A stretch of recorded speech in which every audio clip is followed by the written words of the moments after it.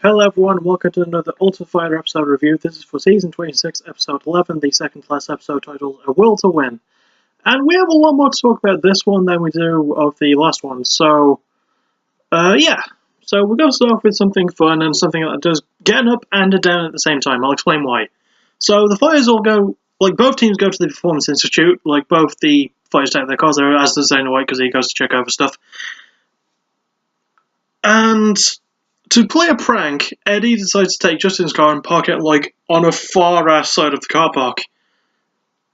And this is the thing that gets up and down because it's the start of the prank war. Now, it gets it up because I liked this prank, and there's a future prank as well, which I'll talk about. But it gets it down because it's the second to last episode, and it's way late in the season. So I don't really see what the reason was for doing this. But then again, I guess it's because Justin and Eddie just have a lot of respect for each other. They got along really well. There hasn't been any animosity. They've just been really friendly towards each other for the most part and just been thinking things through correctly. Even during the whole Lauren Murphy switching teams debacle, they were like, yeah, there's nothing that we can really do about it. So, yeah, and neither of them were mad at the prank.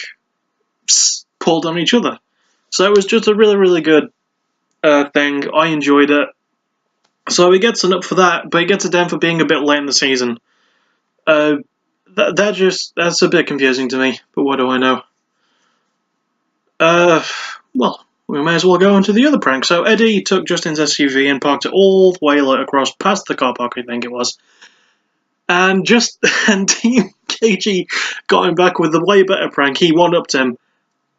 With him and the rest of Team Gaethje, they marked their names and little love hearts and everything over the windows of Eddie's car.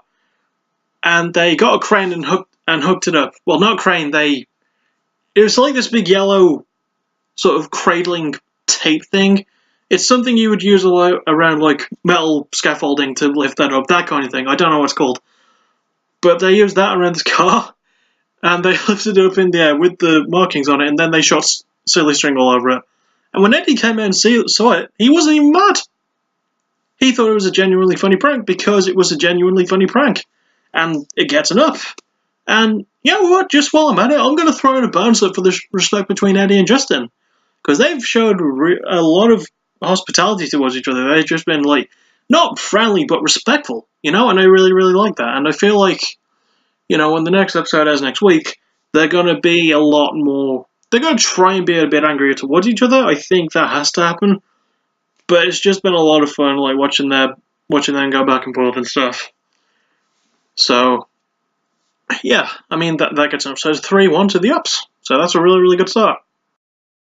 And lastly, we have one of the last fights of the season. Because it's the semi-finals, there's only one fight after this, which is next week. And it's the semi-finals, so it goes to a full 3 rounds. And we had Barb Honchak, the number 2 overall pick, against Nicco Montano, who is the dark horse. And remains to be, because she won over Barb. And it was a fairly back-and-forth fight. Not quite fight of the season material. But for the first 3-round fight of the season that did go the distance, it was enjoyable. The first 2 rounds were a bit shakier, but I definitely give Nicco more of an edge, sort of. I give Barb a bit of an advantage in round 2, though. But round 3 came about, and Nicco showed how nasty she can be. There was a lot of clinch work, by the way. A lot of really good clinch work, a lot of great knees to the body. Some to the legs as well, but mostly to the body. And it was a really, really good back-and-forth grappling exchange. It was exciting enough, but not super, wow, I want to see this again, It was good. It was a good fight. I enjoyed it. And Nicco won by decision, so she moves on to the finale. And her opponent will be decided next week as number 1 overall Roxanne Modafferi will take on number 12 Sijara Eubanks. So, will it be Team Gaethje's Nicco Montano against fellow teammate Roxanne Modafferi, or will she go against Sijara Eubanks? Will it be a case of the 2 of the lower ranked fighters in the competition going against each other? We don't know, but I'm super excited for it. So, well, I guess we'll find out next week on the next episode. Once again, this is a really short review, and I apologise if I'm a bit excitable. It's just gonna have KFC later. Really looking forward to it. So, yeah. I know I really shouldn't be looking forward to it because I'm a fat fuck, but I really don't care. I'm going to enjoy it when it gets here. And I'm going to enjoy the next episode, probably, because it'll be the last one. So, Yeah. Oh, the fight gets an up, by the way. I don't know why I'm doing the ups and downs thing, because I'm not Simon Miller from What Culture. Like, I'm not that handsome, or that muscular, or that bald. I wish I were, though. No, maybe not so much the bald thing. I like having hair.